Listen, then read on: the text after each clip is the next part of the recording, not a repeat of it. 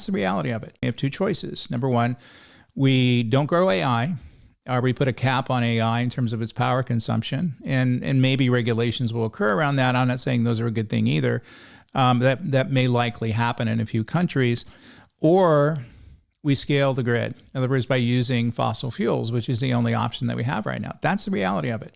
So, people who push back on that and say we can't do that, we can't expand the carbon footprint, okay, then we don't do AI.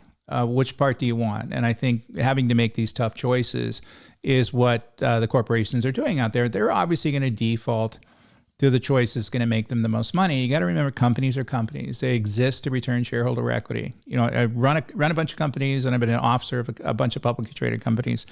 That's what they do. And so if they have to make decisions, even unpopular decisions, they're going to make those decisions if it's in the best interest of the company. And there's a bit of risk in doing some of this stuff, and obviously some PR issues, but that's why everybody's being quiet about their power consumption now. And if you're asking them about what their data centers are consuming in terms of power and water, typically we got those numbers a few years ago.